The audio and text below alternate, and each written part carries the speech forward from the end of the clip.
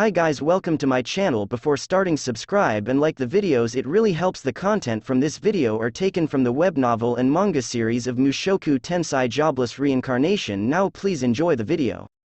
Volume 12 Chapter 8 Arrival Part 1 Labyrinth City Lapan. That city is built within a mysterious cage-like material you can't find anywhere else. Within the vast desert, there's an enormous white cage. Just as you're thinking, what is it?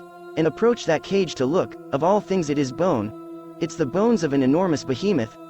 Lapan is a city that was built within an enormous rib cage which could easily contain an average-sized city.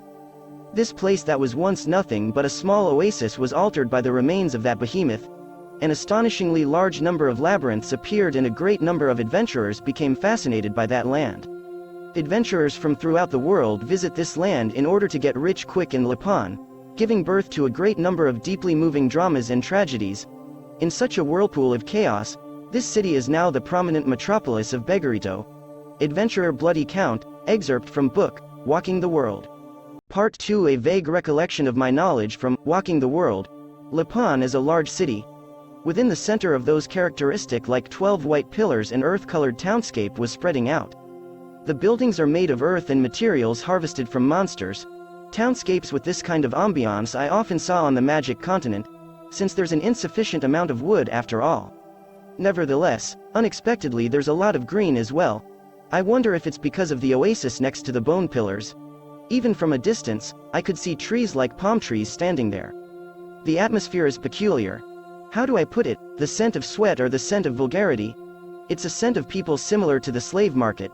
Are you surprised? Those pillars are the rib cage of a behemoth. While observing as we walked, Garubin triumphantly started to tell the story. It's a problem of formation, and recently here Garubin has started up conversations often. Garubin really likes to boast about stories.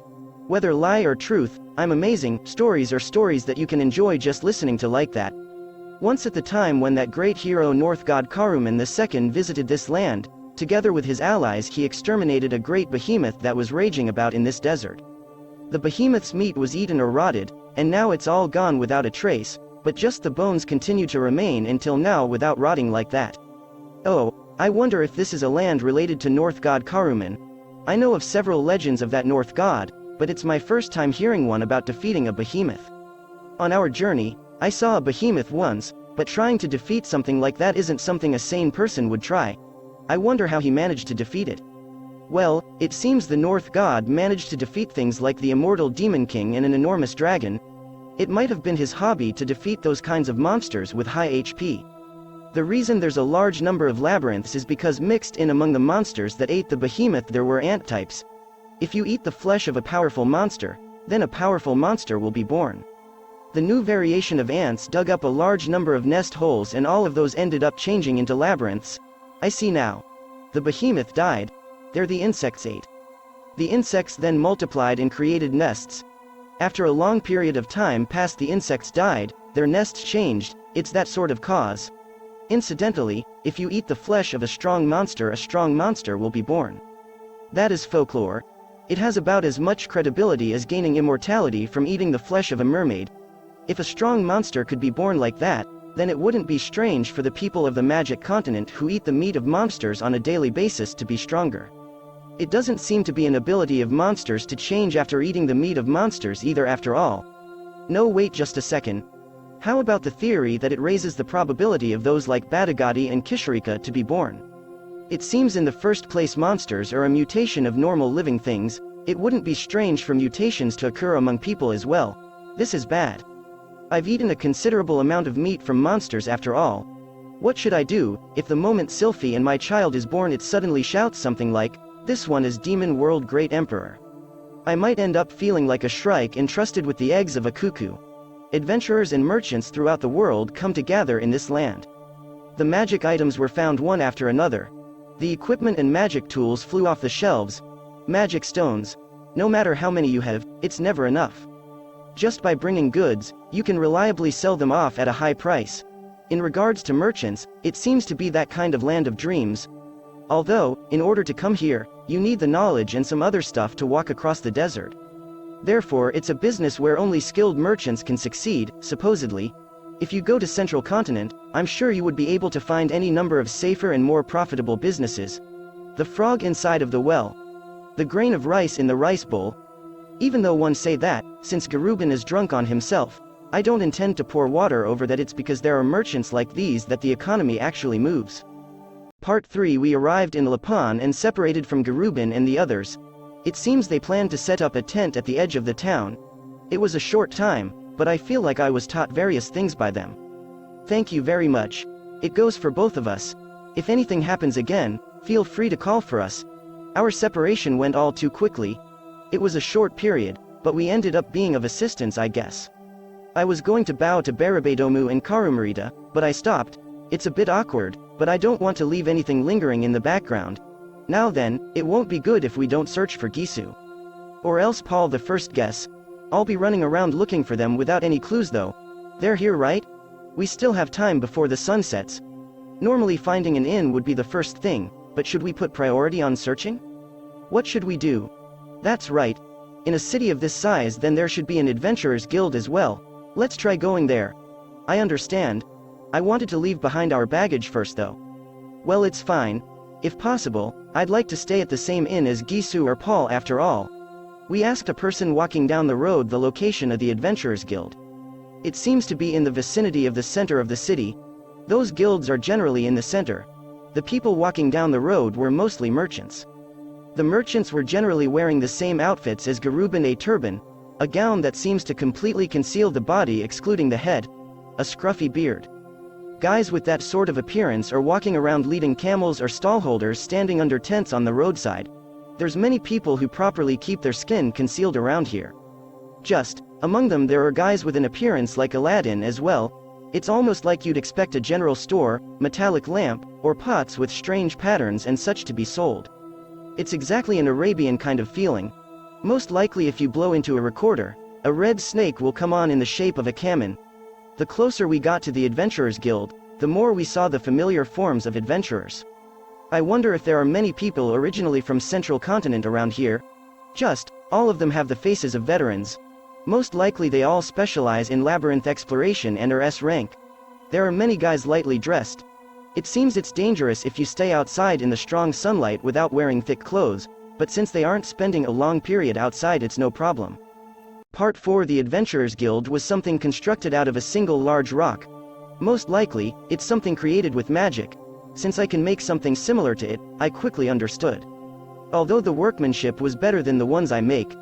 The entrance had an elaborate relief carved into it.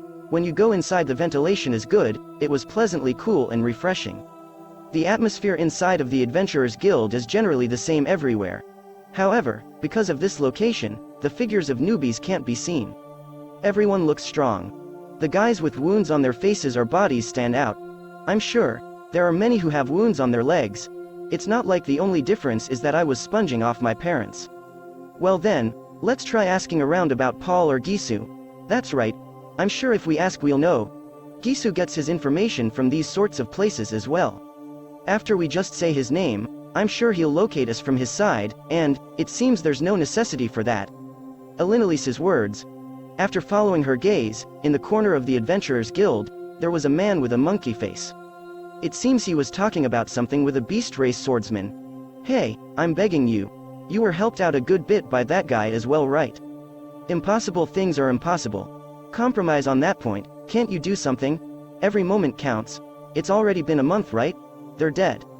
No, they're definitely not dead. Even then we need people to confirm if there's a corpse. Hey, I'm begging. I'm begging based on the anticipation of seeing your skill with the sword. If you want, we can even give double the reward as well. It was a considerably frantic expression. Geese, you can make that sort of face, can't you? Sorry, but ask someone else. I don't want to die yet. It seems like for a short while Geese was trying to request something of the beast race swordsman, but soon the beast race swordsman shook his head and Geese clicked his tongue loud enough that we could hear it over here. Che, you damn coward. It's amazing you managed to get along as an adventurer like that. HMPH, say whatever you want. The beast race man didn't even turn around for Geese's insults and left the building. How unusual for Geese to use that kind of abusive language. No, it's not like I know all that much about Geese either. The Geese in my heart gives off more an aloof feeling. Gisu, he seems to be considerably desperate, doesn't he? Oh, Gisu is generally like that. Is that so? My image of him is more like, I'm sure, in front of Rudeus he's putting on a good face, right? Gisu. Gisu was restlessly looking around his surroundings. After he found us, Gisu opened his eyes wide.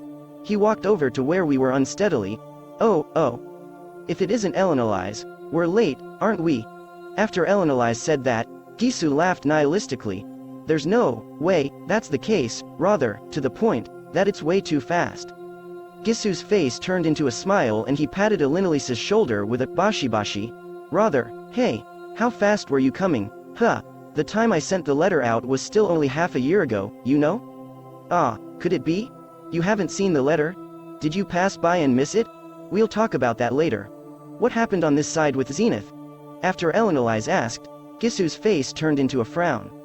It's not good. We thought it would become a long fight and sent the letter out to you guys as well, but, honestly, you know.